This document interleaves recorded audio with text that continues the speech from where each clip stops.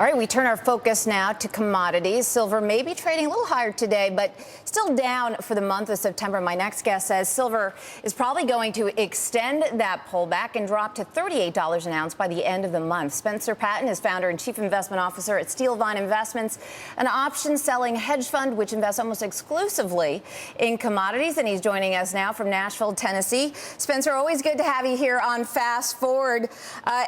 Give me your thoughts on silver. A little bit higher today, but you really think this is going to trade much lower by the end of the month. What about through the end of the year?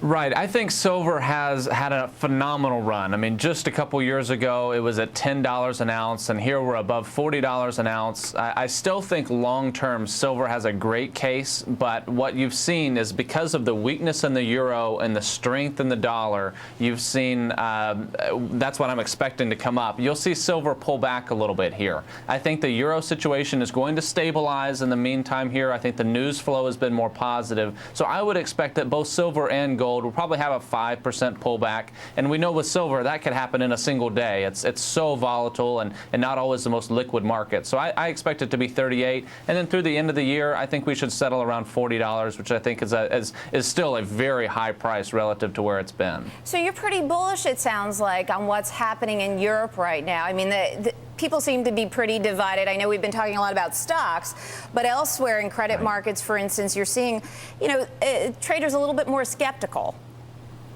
That's exactly right. I think that this situation is going to be improving. One of the biggest impacts that I look at is the sentiment of investors right now, and we're seeing that bearish sentiment at the highest level since March of 2009. And that tells me everything that I need to know, because even if the situation doesn't dramatically improve, which I'm not expecting a dramatic improvement, but incremental, but even if that doesn't happen, investors have priced in a lot of the worst case scenario here coming out of Europe. And so my expectation is that we will see improvements in the equity markets, and we're going to see a little bit of removal of that flight to safety. And so I think that's why we're going to see a pullback in gold. We'll see a strengthening U.S. We'll see a weakening U.S. dollar, and the euro recover some of the tremendous losses that it's had. All right, Spencer, I know you hedge fund guys have some non-traditional ways to make some investments, but tell me what toothpaste has to do with orange juice. This is phenomenal. I love this statistic. It is deep analytical research right here. Because American consumers' hygienic habits in the morning have changed over the last 10 years, we're seeing more people brush their teeth, thank goodness, and generally using toothpaste while they do so. Toothpaste interacts with the taste of orange juice almost more than any other food out there. And so you're seeing American consumers have less interest in drinking orange juice in the morning when they wake up, and you're seeing a long-term 10-year decline in the consumption of orange juice in the morning. And so it's one of these long-term statistics that really does not bode well for the price of orange juice. And believe it or not, if you look closely in some grocery stores, you're starting to see 1 or 2 cases of orange juice that are actually designed to taste better with toothpaste. And you're also seeing some toothpastes that are designed not to interfere with the taste of orange juice. It's fascinating, and it's some deep analytical research that ultimately I think will lead to lower orange juice prices. How about that?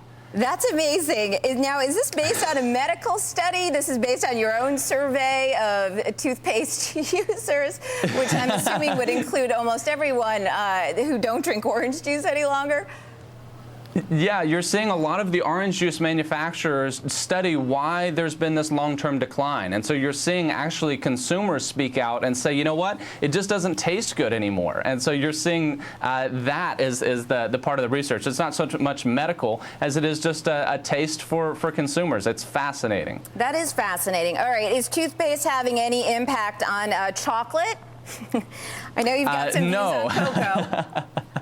That's right. So we're moving into a really seasonally strong part for cocoa and chocolate consumption. You have Halloween candy that's going to be purchased en masse. You've got all your chocolate-covered, bunnies that are going to be coming out.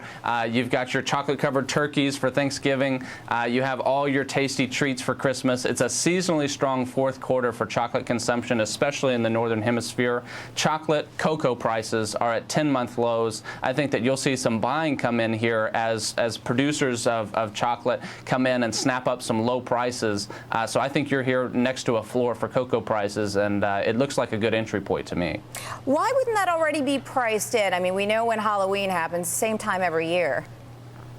Yeah, so it's one of those things where the producers look to try and game the market and say, when can I try to find the lowest prices possible? And so here at 10-month lows, the producers have won. They speculated in saying that all the news that we've had out of Africa this year with the cocoa crop, it really didn't end up impacting long-term cocoa prices. And so we've seen them settle into the lowest that they've been all year. And so at this point in time, you'll see hedges put on, and you'll see long-term supply for cocoa wrapped up, and that's what smart producers are going to do, which is why I expect there to be a floor for prices. All right, Spencer, always appreciate your style of analysis. Interesting stuff. Thanks so much, Spencer. Always good to see you. That was Spencer Patton of Steel Vine Investments. Take care.